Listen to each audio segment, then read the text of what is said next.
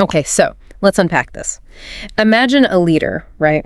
Stepping onto the world stage and promising, basically, to be the greatest deal maker. Wow. Like a master negotiator who could, single-handedly fix everything. That was the pitch, yeah. Today, we're embarking on a deep dive into some really fascinating articles and research that scrutinize that exact claim. We're going to explore the negotiation style of Donald Trump, focusing on that distinction between performance and actual substance. And the impact. And the impact, exactly. The real world impact that difference had on international relations and, even on ordinary lives. Right. Our mission here is to understand whether the art of the deal as it was presented was truly an art, or maybe, as a lot of this material seems to suggest, more of a theatrical performance. And what's immediately striking, I think, in this analysis is that tension you mentioned between the projected image and the actual diplomatic outcomes. These accounts, they present a really stark contrast. You've got the confident boast on one side, and then the documented realities of global engagement on the other. Okay. So we'll be sort of connecting the dots between those two narratives, drawing straight from the research you've provided, which gives a pretty critical lens on this very specific approach to diplomacy. So we kick things off with this really powerful image, don't we? Trump declaring, "I alone can fix it." That specific phrase. And "I'm the greatest deal maker in the world." This wasn't just like a casual comment. No, not at all. It was absolutely core to his brand, repeated constantly to these huge, fervent crowds. It really painted a picture, a man totally convinced of his own negotiating genius. And that vision clearly resonated. Deeply with his supporters, yeah. But that's the puzzle, right? That's the core puzzle, exactly. If the promises were so grand, why do the outcomes, as described in these sources, often look so, fractured? Almost straight away, you see this contradiction emerging. Despite these huge claims, the global landscape just showed something different. Like what, specifically? Well, you had North Korea's missiles still, cutting across the sky, Kim Jong-Un smiling for the cameras, but crucially, not giving up a single warhead. Nothing changed there, essentially. Not in terms of the nuclear program, no. No. Then you had NATO allies. This is pretty memorable. Caught on a hot mic. Oh, yeah, I remember that. Seemingly mocking the very leader who claimed their utmost respect. Whispering about American unreliability. And then in the Middle East, these promises of a deal of the century, they just seem to dissolve into, more walls, more mistrust, more fire. So the central argument in these analyses is what? It really suggests that this leader consistently prioritized the performance of strength over the actual substance of diplomacy. Performance over substance. Yeah, and that dynamics, the sources argue, ultimately led to empty promises and alliances that were really quite frayed. Okay, so before he even got to the global stage, this narrative really highlights how meticulously he cultivated this master negotiator image. Absolutely. It was carefully built. And for a lot of people, it all goes back to one thing. That book, The Art of the Deal. Right. The book looms large. It was branded almost like gospel, wasn't it? Yeah. Touted as this manual for success. Yet the analysis we're looking at argues that, quote, in reality, it was a piece of Theodore Trump's first great performance. And behind that curtain, his actual business track record, which is a key focus in these analyses. Well, it was anything but golden. Okay. This is where the narrative really shifts, from the self-promotion to the documented outcomes. And the research points to this as being crucial for understanding his later diplomatic style. So give us some examples from the sources. Sure. Well, consider his Atlantic City casinos. You had the Taj Mahal, Trump Plaza, Trump Castle. Big names. Huge names, yeah. But they all collapsed into bankruptcy, often leaving, shattered employees, unpaid contractors in their wake. But how did he frame that? Well, remarkably, bankruptcy was often spun by him as strategy, a clever business move. Strategy. Then there was Trump University, promised all these wealth secrets. Right, I remember the ads. But it led to these major lawsuits and eventually a $25 million settlement specifically for fraud claims. $25 million. Yet he still talked about it like a victory. And then you find these accounts of contractors, small businesses often, being stiffed. Stiffed? How? Forced to accept like pennies on the dollar for work they'd done. Some even went bankrupt themselves.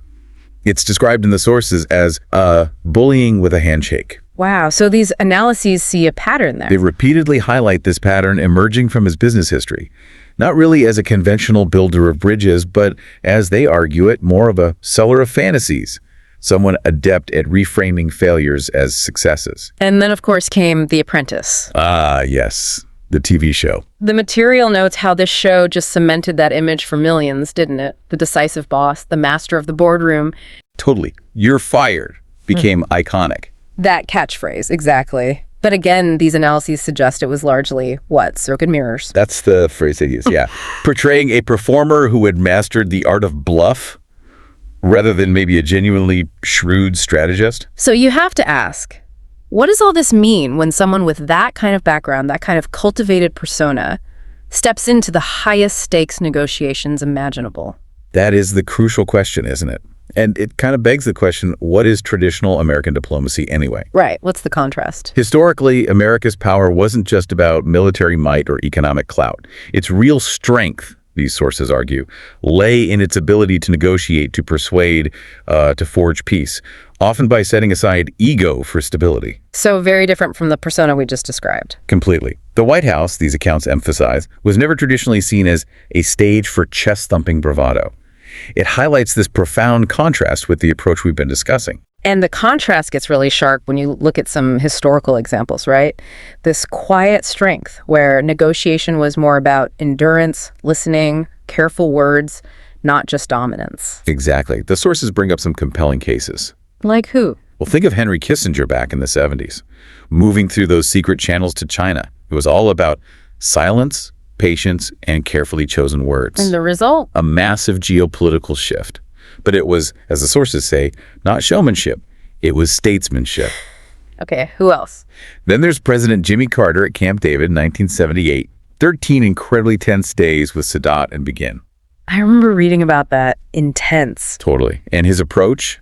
Listening, mediating, even cajoling sometimes. But it produced enduring peace accords through, quote, humility, empathy, and relentless patience. Humility and patience, keywords there. Definitely. Or think about Ronald Reagan facing the Cold War in Reykjavik.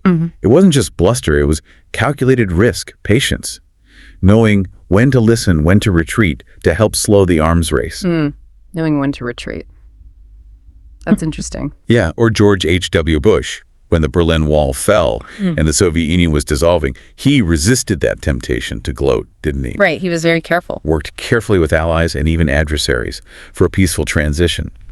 And more recently, Barack Obama with the Iran nuclear deal. Choosing dialogue. Choosing dialogue over destruction, yeah. Forging that agreement in these late-night negotiations in hushed rooms where words mattered more than threats, ultimately postponing a potential catastrophe. And even now. And even now, you see Joe Biden, as the sources describe it, using the quiet power of coalition building, working the phones, pressing allies, stitching together that unified response on Ukraine.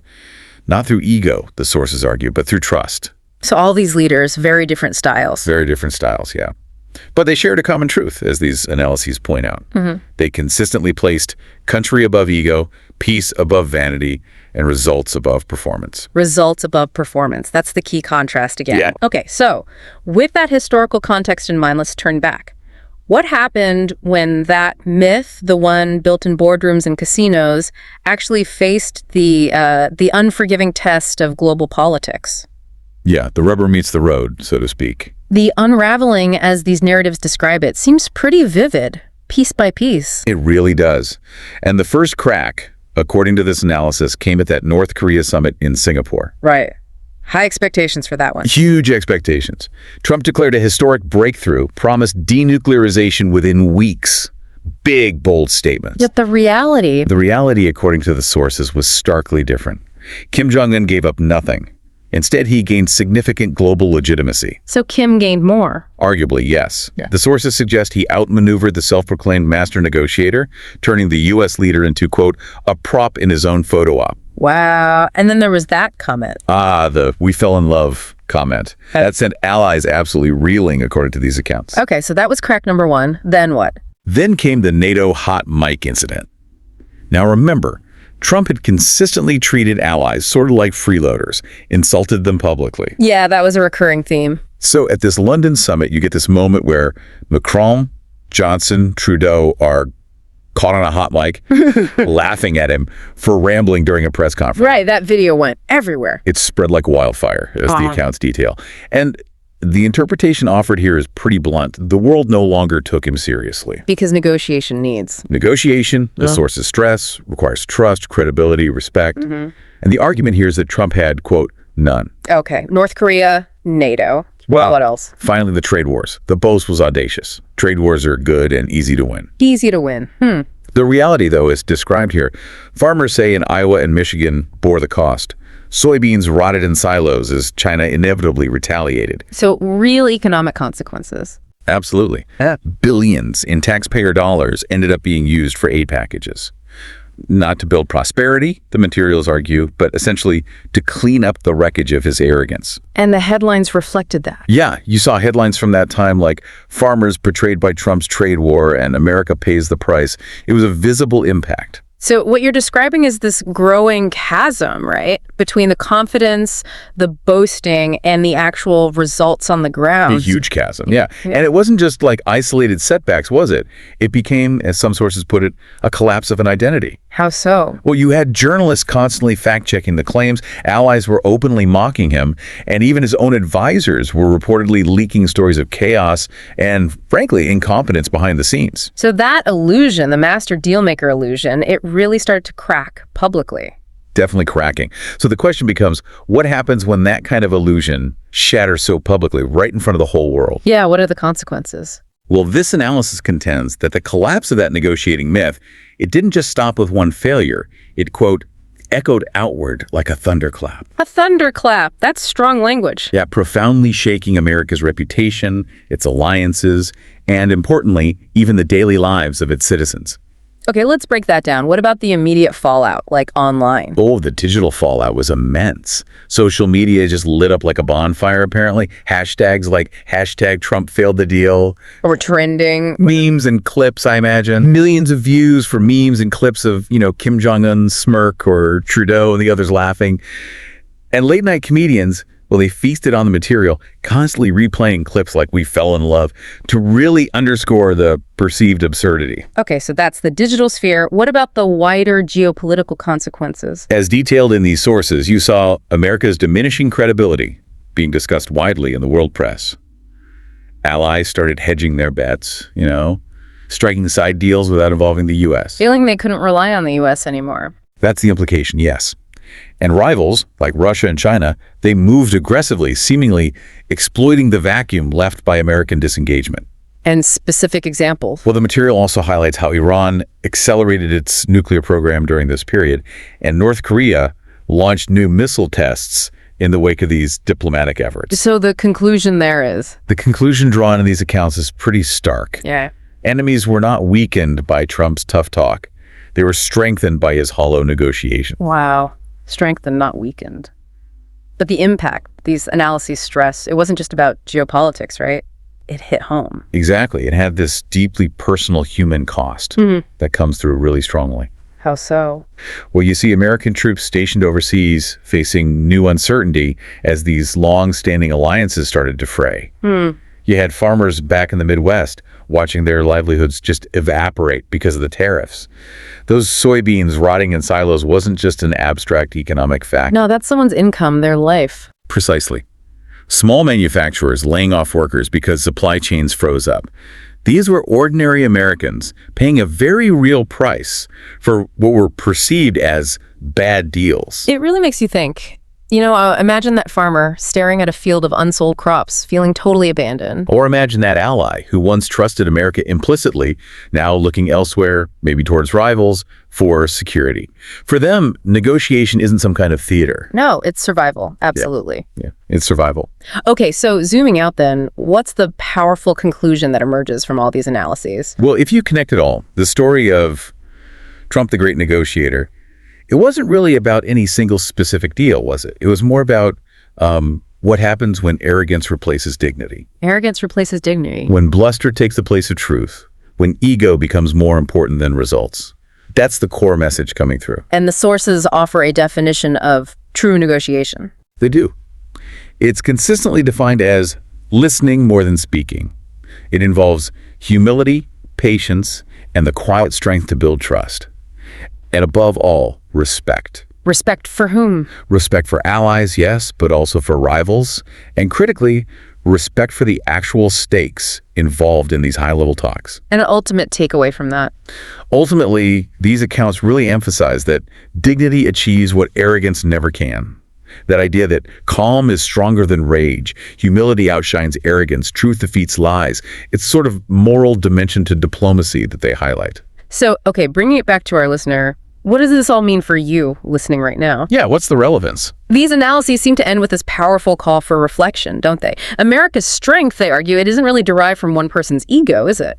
No, they argue it comes from its people, its core values, its enduring alliances, things built on, well, integrity. And that illusion of the master negotiator. It ultimately collapsed, the sources say, because reality, eventually, always exposes the illusion. You can only sustain it for so long. So the question now, as these reflections suggest, is whether we collectively learn from that collapse. Right.